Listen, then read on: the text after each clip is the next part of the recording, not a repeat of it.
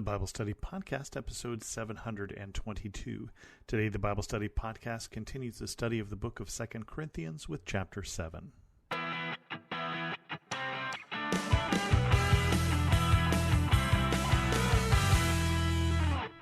Welcome to the Bible Study Podcast. I'm your host, Chris Christensen. We continue on with 2 Corinthians.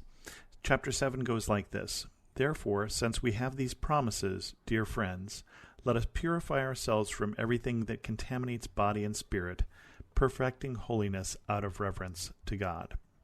And I want to pause there for a second so that we remember what promises he's talking about. He was just talking about his hardship and how he was trying not to put stumbling block in anyone's path, and then he talked about not being yoked with unbelievers. So what promises is he talking about? I think he's talking in general about the promise of the faith. He's talking about this overall theme of how we should live and what Christ has died for us, and they're awaiting a new body from the chapter before that. And so because of that, he says, let us purify ourselves from everything that contaminates body and spirit. What are those things that contaminate body and spirit? Be anything that gets in between us and God. Anything that becomes more important than God in our lives would certainly be one of those things. And then anything that God has declared as sin would be obviously the other thing. But it doesn't have to be sin, is one of the reasons I want to bring that out. It's anything that sort of gets in the way. Perfecting holiness out of reverence to God. So the reason why we want to become holy, or the reason why we want to become holy at least, holy being set apart for God's use, is out of reverence to God. Because of what Christ has done for us, because of our understanding of who God is, let's live differently, is really what he's saying. And then in the light of that, he talks about that letter he sent. Remember that letter he sent that may have caused some problems. 1 Corinthians, Paul's joy over the church's repentance. Make room for us in your hearts. We have wronged no one. We have corrupted no one. We have exploited no one. I do not say this to condemn you. I have said before that you have such a place in our hearts that we would live or die with you. I have spoken to you with great frankness. I take great pride in you. I am greatly encouraged. In all our troubles, my joy knows no bounds.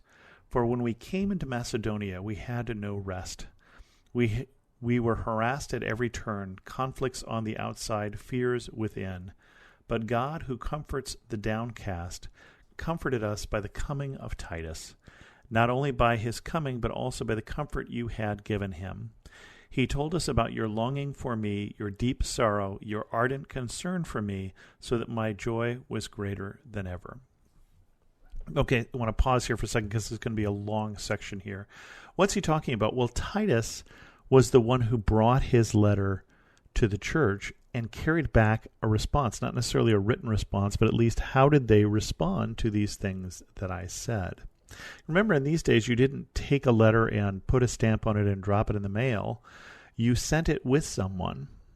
And so with all of Paul's letters, sometimes he will mention who has this letter and tell you to take care of that person, or this person comes in my name, or whatever.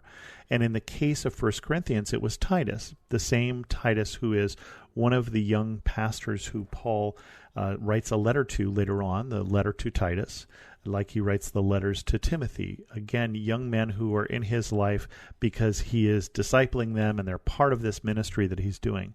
And so Titus went off with this letter. And if you think about that, sometimes you get anxious if you send off an email to someone and it may cause some problems and you don't hear back in an hour or two or a day or a week. You know, think about sending a letter in these days where you send off the letter to the Corinthians, and you know that it may cause some problems, and you have to wait months to find out what happened. And Paul's saying, so we were in the midst of some difficult times. They were in Macedonia, so they're further north than Greece. And he says we were harassed. It was conflicts on the outside, fears within. It was a difficult time for them. And right at this time that things were difficult, Titus shows up with their response. And he says, not only by his coming does he comfort them, not only because Titus is back, but also because the comfort you had given him, because you sent him with comforting words for me. He told how you're longing for me, your deep sorrow and your ardent concern. And, Paul at this point can breathe again because he's not sure necessarily how they're going to take his letter. And so he says, joy is greater than ever. So he started this section here, and I kind of skipped over this. Make room for us in your hearts. We've wronged no one, we've corrupted no one, we've exploited no one. Remember, in the last chapter, he talked about how he was trying not to be a stumbling block, trying not to get between the gospel and the people, so that when they heard the gospel and they saw how he lived, there wouldn't be inconsistencies that would cause problems. And sadly, we have seen this with various leaders. We are all corruptible. We are all fallen. We are all sinners. And so we see this sometimes publicly and sometimes privately, that people who don't live up to the gospel, and that includes me, and that includes everyone in their private life may have, things we wouldn't want to talk about, or it may come out publicly in some cases of scandals and things like that. And Paul's saying, I'm trying not to do that. I'm trying not to live that way, so that there's inconsistency between what I say and what I do. And he says, I've spoken to you with great frankness. And certainly you have to say in 1 Corinthians he was frank. In some of his letters he is very frank.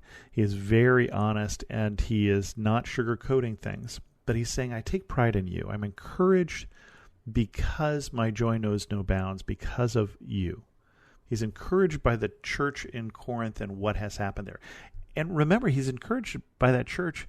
I think he means this, even though they had some really big problems, right? Remember, he talks about the what we would call communion or the Eucharist or the breaking of bread together, whatever it's called in your church tradition, that, some people are going hungry and some people are getting drunk. So they had some things that we would say, wow, this church is really screwed up. And he sees that, and he sees that they have ways to go, but he also sees where they've come from. He also sees that out of these amazingly different backgrounds, that some are slaves and some are masters and some are rich and some are poor, they have built something in Corinth, and he takes joy when he sees that. Imperfect though it is, even though he's writing back to correct to them, he takes joy in their faith. We don't have to be perfect to bring joy to God or bring joy to our Christian brothers and sisters, which is good because we're not. He goes on and says, even if I caused you sorrow by my letter, I do not regret it. Though I did regret it, I see that my letter hurt you, but only for a little while. Yet now I am happy, not because you were made sorry, but because your sorrow led you to repentance. For you became sorrowful as God intended, so that you were not harmed in any way by us. Godly sorrow brings repentance that leads to salvation and leaves no regret, but worldly sorrow brings death. See what this godly sorrow has produced in you, what earnestness, what eagerness to clear yourselves, what indignation, what alarm, what longing, what concern, what readiness to see justice done. At every point you have proved yourself to be innocent in this matter. So even though I wrote to you, it was neither on the account of the one who did the wrong, nor on the account of the injured party, but rather that before God you could see for yourselves how devoted to us you are. By all this we are encouraged. As I think about this, I think of what we used to say to my kids, when our kids would do something wrong and we would call them on it and they would say, I'm sorry. And that's fine. But we used to say, don't be sorry, change your behavior. I don't care so much about how you feel about what you did. I care about how you are behaving.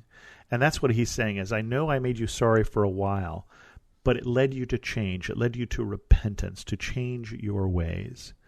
And he's glad that it had that effect, because he says godly sorrow leads to salvation, leads to being saved from that condition of sin that we find ourselves, and leaves no regret.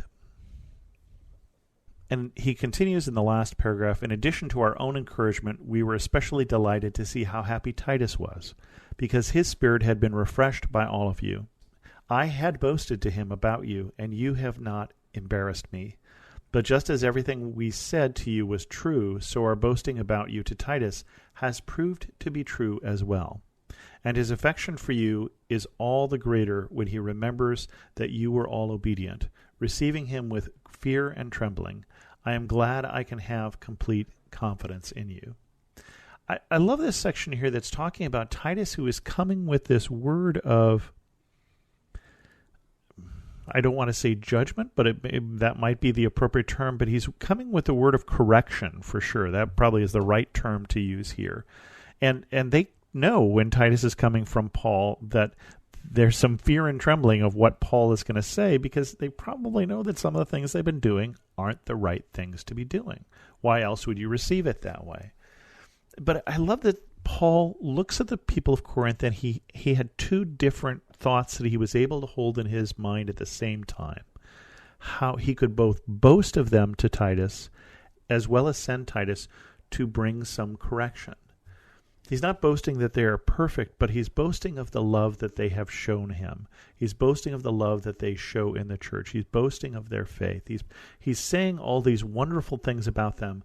The reason why he writes the letter is that he loves them. He doesn't write them off and say, well, these people will never change. He doesn't write them off and say these people aren't worth changing. He doesn't write them off as people who can't change. But he writes them off as people who he loves who need to change something. And I think we would all be a little better off if we saw our brothers and sisters in that light. People whom we love, people of whom we are proud, even if sometimes people whom we need to correct or who need to correct us. Because we are not perfect. And they are not perfect. But we are all loved by God. And with that, we're going to end this episode of the Bible Study Podcast. If you have any questions, send an email to host@thebiblestudypodcast.com, or better yet, leave a comment on this episode at thebiblestudypodcast.com. And thanks so much for listening. Have you ever felt conflict between your faith and feelings? If so, you're not alone. My name's Carly Mercoulier. I'm a licensed therapist and the host of the Therapy and Theology podcast, where we explore popular topics and questions related to faith, feelings, and spiritual formation. I want to invite you to join me every Thursday as we fearlessly name the complexities of our reality, grow in the awareness of who we are, and rediscover the power and purpose of our unique stories through the lens of the gospel. Subscribe today at lifeaudio.com.